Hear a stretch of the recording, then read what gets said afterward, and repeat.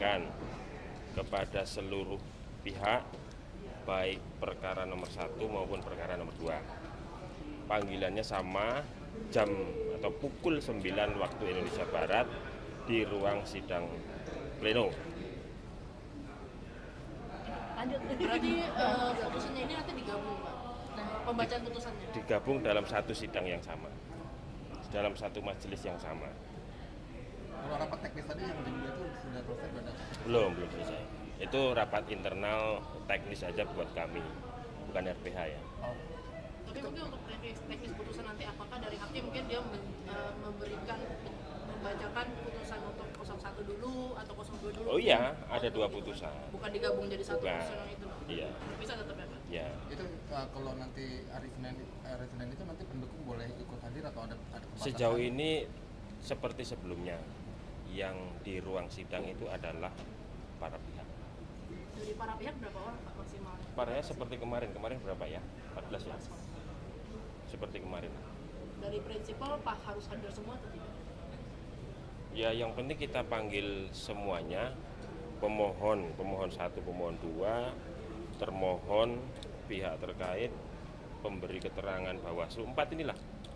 Untuk 2 perkara itu kan, ada 8 surat yang kita kirimkan. Tapi itu berarti belum tentu diwajibkan ya, Pak? Untuk misalkan apakah dari Prabowo Gibran, selaku mereka kan pihak terkait, apakah mereka juga diwajibkan untuk hadir di putusan? Lo pihak terkait juga dipanggil, kan pihak juga.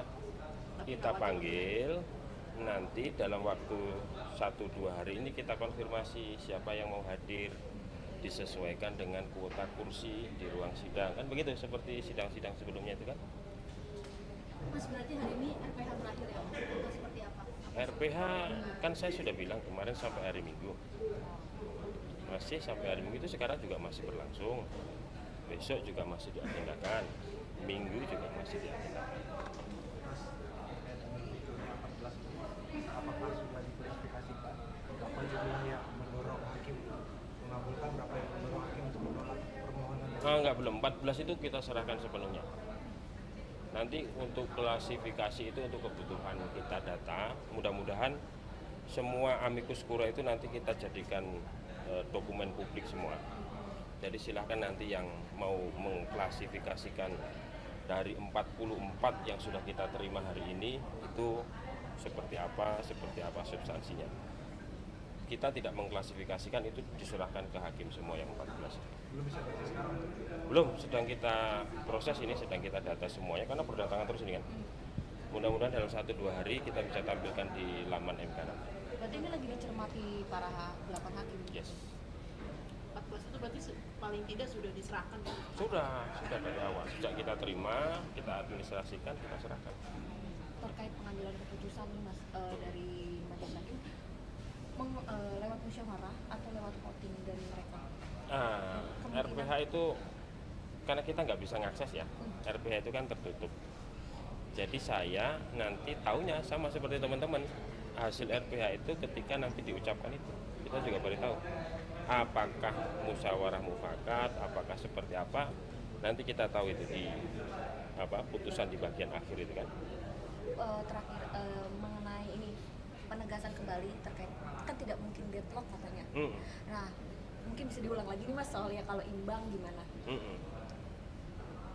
Semua lembaga pengadilan dalam mengambil keputusan nggak mungkin deadlock.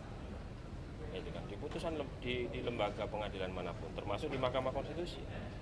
Kalau suara terbanyak tidak bisa diambil, ya keputusan tidak bisa diambil dengan suara terbanyak, maka suara ketua sidang pleno itu menentukan. 8 hakim konstitusi ada 2 pendapat yang berbeda misalnya kan, ini contoh ya, 4-4, lalu mana yang menjadi putusan? Itulah di ayat 8 pasal 45 Undang-Undang MK itu, di mana posisi ketua sidang pleno. Kalau di sini, ini contoh ya, kalau di sini berarti ini yang menjadi putusan. Ini akan menjadi dissenting kan. Jadi nggak ada deadlock. Itu sudah sangat dipastikan, meskipun hasilnya imbang dilihat dari ketua berada di bawah. Yes, itu expressis verbis di pasal 45 ayat 8 Undang-Undang MK. Mas, itu ada karangan bunga di dalam proses sidang sengketa pilpres nih. Ya, kita terima kasih kepada seluruh pihak yang berkirim karangan bunga kepada kita, itu bentuk apresiasi kepada Mahkamah Konstitusi.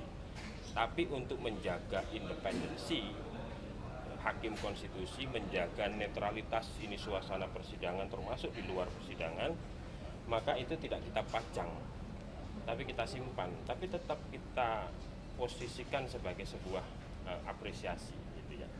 Supaya ini nggak ada mengganggu independensi lah gitu ya. Jadi tetap kita terima kasih, kita apresiasi, tapi kita tempatkan di sana, kita simpan dulu. Maksudnya kan karangannya dengan narasi mendorong hakim menolak permohonan itu, Ya. datangnya dari siapa dan datangnya kapan ya? Itu saya kira tadi pagi itu, baru tadi pagi atau tadi malam. Karena ada tonton seperti itulah, maka supaya ini kondusif semua ini, nggak ada yang memihak ke mana-mana ini. Mahkamah Konstitusi kita terima, tapi kita tempatkan supaya tidak terlalu dilihat orang. Nggak ada, itu kan cuman begitu aja itu kan. Enggak. Mas, kemarin tuh sempat ada wacana kalau hari ini bakal ada demo dari relawan 02. Mungkin memang pada akhirnya batal, tapi apakah dari hakim sempat ada bertanya, mungkin ada sedikit menyampaikan concernnya mereka terhadap hal ini? Nggak ada. Nggak ada. Hakim fokus RPH untuk pembahasan. Mas, RPH kan dijadwalkan terakhir hari Minggu, apakah ada kemungkinan bakal selesai hari ini atau hari Sabtu besok, Mas? Segala kemungkinan ada, tapi agenda itu tetap berjalan. Setidak-tidaknya sampai hari ini, Sabtu dan Minggu itu sampai sejauh ini masih diagendakan seperti itu. Kita tidak tahu persis nih sampai posisi apa proses pengambilan keputusan atau pembahasan itu. Tapi Sabtu Minggu sejauh ini masih diagendakan. Dinamika RPH ini sampai sejauh mana? Nggak tahu Mbak, saya kalau dipaksa untuk menerangkan apa dan bagaimana isi RPH, nggak tahu. Nggak ada yang tahu kecuali Hakim Konstitusi dan petugas-petugas kita yang bersumpah. Jadi selain para pihak, ini kan sidang MK terbuka ya. Terbuka kan tidak berarti harus datang ke ruang sidang. Kita misalnya bisa menyaksikan dimanapun, kita live streaming, kita live YouTube, dan seterusnya gitu kan. Jadi demi kondusivitas, ya para pihak yang memang berkepentingan langsung dengan perkara ini yang boleh atau kemudian dipanggil hadir langsung di ruang sidang. Berarti area MK steril dari siapa? Yes. Sudah ada konfirmasi belum Mas dari capres-cawapres apakah akan hadir? Belum. Karena surat baru kita kirim hari ini kan. Tadi per jam berapa Mas kira-kira? Tadi sebelum Jumatan. Tapi kalau dari MK sendiri berharap untuk capres-cawapres hadir? Kita mah terserah saja, yang penting para pihak itu kita panggil, mau datang siapapun, yang penting kita sudah panggil secara publik kan. Mas, per hari ini kan ada 44 amikus kurai yang diterima MK ya, Iya. Mas. Bisa dielaborasi lagi nggak kenapa hanya 14 yang diterima? Itu keputusan majelis hakim, gitu kan? Keputusan di RPH. Keputusan RPH karena 16 April, saya sudah sampaikan kemarin ya, karena 16 April pukul 16 itu kan batas kesimpulan, maka seiring dengan itu amikus kurai yang datang pada waktu itu juga, karena itu kan langsung sudah mulai nih. Ini kalau semuanya berdatangan sampai hari Minggu berdatangan terus dan itu ikut dibaca kan nanti malah kelancaran pembahasan perkara menjadi terhambat. Mas, artinya amikus kurai akan membacakan ya dalam sidang pembacaan putusan amikus kurai 14 yang sudah masuk di tanggal 16 akan membacakan itu. Nggak ada aturannya, harus dibacakan gitu kan. Makanya saya bilang kemarin amikus kurai itu bisa saja dipertimbangkan. Beri pertimbangan itu bisa sebagian atau seluruhnya, atau mungkin juga tidak dipertimbangkan, kan begitu. Bergantung pada masing-masing hakim konstitusi. Oh ini oke, oh ini relevan, ini enggak.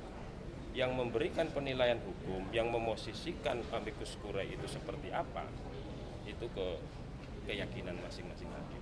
Jadi nggak ada keharusan untuk membacakan atau memperlakukan seperti apa terhadap amikus kurai. Mas, setelah tanggal 2 PHPU Pileg 23 kita registrasi, permohonan pemohon pada saat ARPK berarti berubah menjadi perkara. Kalau sudah menjadi perkara, wajib hukumnya untuk disidangkan. Insya Allah kita mulai sidang PHPU Pileg itu 29 April. Terus nanti sampai 10 Juni. putusan. Oke. Oke ya. Di medsos udah mulai beredar bocoran putusan. Ini antisipasi MK bahwa RPH ini steril dan tidak akan bocor seperti apa? Kita sudah punya mekanisme untuk mensterilkan RPH gitu ya. Kita punya teknologi, kita punya mekanisme yang kita punya sumpah gitu ya. Semua petugas kita tersumpah. Ruang RPH juga restriktif, tidak semua orang bisa melintas atau bahkan masuk gitu ya. Semua mekanisme untuk mencegah kebocoran informasi apapun dari RPH sudah kita lakukan. Jadi kami memastikan kalau ada bocor-bocor itu tentu bukan dari mahkamah. Gitu kan, yang dari lift itu kan, akses ke lift itu kan tidak semua orang. Oke? Sip ya. Terima kasih semuanya ya. Maaf lahir batin. Terima kasih Mas Fajar. Belum.